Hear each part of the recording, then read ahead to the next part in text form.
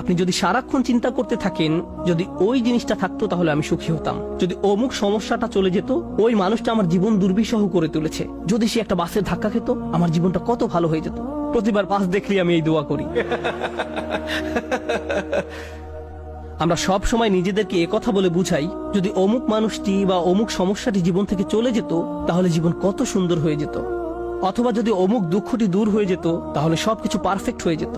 যদি মানুষের পরিবর্তন হতো, যদি পরিস্থিতির পরিবর্তন হতো, যদি পরিবেশের পরিবর্তন হতো, আমরা এভাবে ভাবতে থাকি সবকিছুর পরিবর্তন হলে জীবন সুন্দর হয়ে যেত, তাহলে আমাকে আর দুর্বল থাকতে হতো না।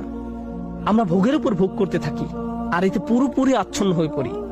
আর আল্লাহ আজ্জা জাল্লা বর্ণনা করছেন, জানো তুমি কত দুর্বল? তুমি একটি মাছির চেয়েও দুর্বল। দুআফাত তালিব ওয়াল মাতলুব। যখন তিনি এভাবে বলছেন আমি আপনি মজ্জাগতভাবে অবিশ্বাস্যভাবে কতটা দুর্বল, একটু চিন্তা করে দেখুন। আপনাদের প্রত্যেকের মাথায় বিভিন্ন জিনিসের চিন্তা আছে প্রতিদিন। আমরা এখন রোজা রাখছি, নামাজ পড়ছি, আর আলহামদুলিল্লাহ নামাজ পড়ার সময় আমরা মনোযোগ ধরে রাখার চেষ্টা করি, কিন্তু এর বাইরে আপনার মাথায় কোন চিন্তা ঘুরঘুর করে? আপনি কি নিয়ে উদ্বিগ্ন থাকেন? আপনি কি নিয়ে চিন্তা করেন? কোন চিন্তাটি আপনার মাথায় সারাক্ষণ ঘুরতে থাকে? কোন জিনিসটির ব্যাপারে ভাবেন এটা যদি থাকতো, আর কোন জিনিসটির ব্যাপারে ভাবেন যদি এটা না থাকতো? কারোর জন্য অসুস্থতা, কারোর জন্য ডিপ্রেশন, কারোর জন্য দুঃখ, কারোর জন্য হয়তো কোনো ব্যক্তি। কেউ কেউ ভাবেন যদি ওই মানুষটা আমার ব্যাপারে খুশি হতো। তারা অন্য একজনকে খুশি করার চিন্তায় মশগুল থাকেন। যদি আমার বাবা আমার উপর খুশি থাকতেন তাহলে আমি সুখী হতাম, কিন্তু আপনার বাবাও তো একজন মানুষ। তিনি যদি আজ খুশি হয়েও থাকেন, কাল হয়তো তার জীবন শেষ হয়ে যেতে পারে। তারপর আপনি কি করবেন? এরপর আপনি কোথায় দাঁড়াবেন? সুতরাং আমি আর আপনি এভাবে এসব জিনিসের পেছনে ছুটতে থাকি। আর এর পরের আয়াতে আল্লাহ আজ্জা ওয়া জাল্লা বলেন, মা কদারুল্লাহ হাক্কা কদরিহি। তারা আল্লাহকে যথাযথ মর্যাদা দেয় না। ইন্নাল্লাহা কাউইয়ুন আজিজ। নিশ্চয়ই আল্লাহ শক্তিধর, মহাপরাক্রমশালী। তুমি দুর্বল কিন্তু আল্লাহ সর্বশক্তিমান। তিনি আরো বলেন, তোমরা আল্লাহকে যথাযথ মর্যাদা প্রদান করনি। জানেন তিনি আমাকে আপনাকে কি বলছেন? তিনি বলছেন তোমরা বিভিন্ন জিনিসের পেছনে ছুটবে, তোমরা বিভিন্ন মানুষের পেছনে ছুটবে, তোমরা এই দুনিয়ার যত কিছুর পেছনে ছুটো না কেন এর প্রতিটি জিনিসের একদিন সমাপ্তি হবে। এর প্রতিটি জিনিস দুর্বল। এই কারণে তুমিও দুর্বল হয়ে পড়েছো। এই জন্য তুমি বারবার দুঃখ ভারাক্রান্ত হয়ে পড়ছো। ফলশ্রুতিতে তুমি বারবার ক্ষতির সম্মুখীন হচ্ছ। কিন্তু শেষবারের মতো যখন তুমি এই সিদ্ধান্ত গ্রহণ করবে তোমার যত চাওয়া পাওয়া আছে তার মাঝে সবচেয়ে বড় চাওয়া পাওয়া হলো তোমার মালিককে খুশি করা, যখন তুমি সবকিছুর উপরে আল্লাহর সন্তুষ্টিকে প্রাধান্য দাও, যখন তুমি সত্যিকার অর্থে তোমার অন্তর থেকে এটা করতে পারবে, একমাত্র তখনই, যেহেতু তিনি শক্তিধর।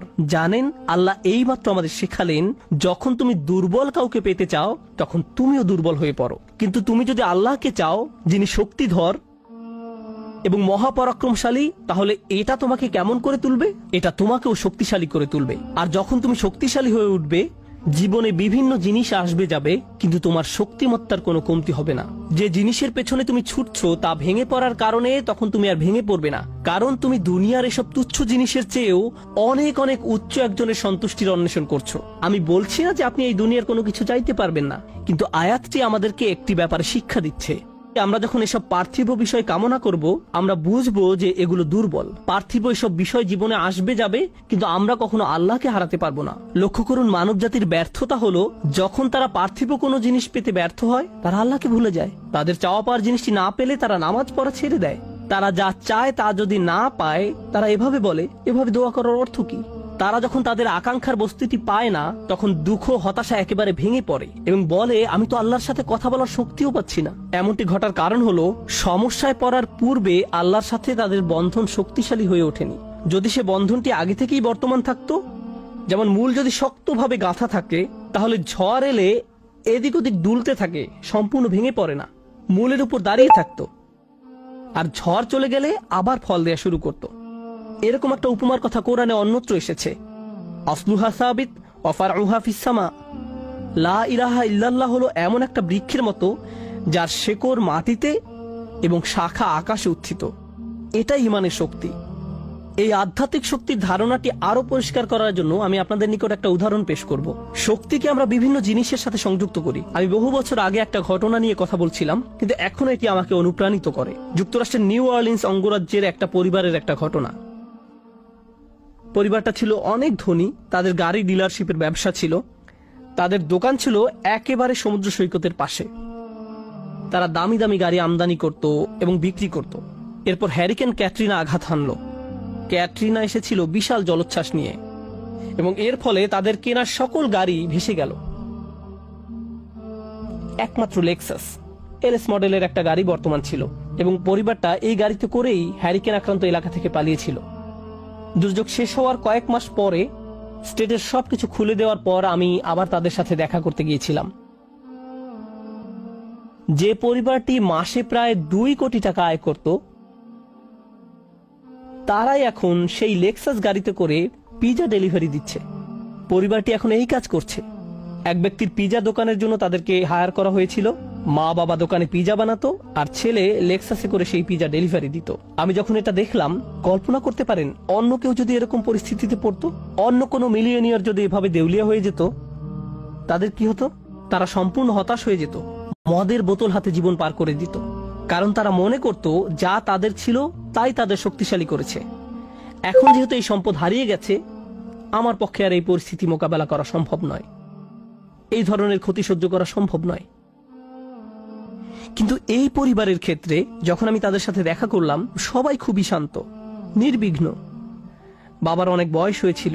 এইরকম বয়সে এমন ক্ষতির সম্মুখীন হলে মানুষ হার্ট অ্যাটাক করে, উচ্চ রক্তচাপে ভোগে, কিন্তু এই মানুষটা সম্পূর্ণ শান্ত। তো আমি তাকে জিজ্ঞেস করলাম, কিভাবে এটা সম্ভব? আমি এমনকি আমার প্রশ্ন করাও শেষ করতে পারিনি। আমি শুধু বললাম, কিভাবে? তিনি হেসে উঠলেন।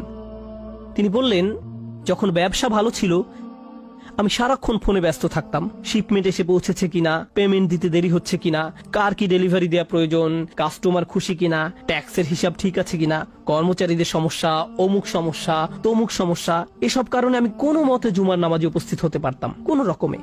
কিন্তু এখনো তো টেবিলে খাবার আছে, এখনো তো আমাদের মাথার উপর ছাদ আছে, আর এখন আমি নিশ্চিন্তে মসজিদে গিয়ে নামাজ আদায় করতে পারি। আর সকালে ঘুম থেকে উঠে আমাকে কিচ্ছু নিয়ে ভাবতে হয় না, একমাত্র আমার রবকে মনে করা এবং তার কৃতজ্ঞতা জ্ঞাপন করা ছাড়া। আমার আসলে মনে হয় আমার জীবন শেষ হওয়ার পূর্বে আল্লাহ আমাকে সহজ জীবনের এই নিয়ামত দান করেছেন। সেই বাবা এটাই বলেছিলেন, কোনো সাধারণ মানুষের পক্ষে এভাবে কথা বলা সম্ভব নয়।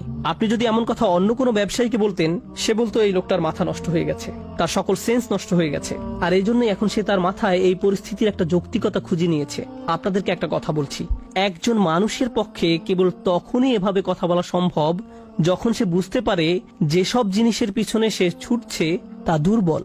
কেবলমাত্র আল্লাহই শক্তিশালী।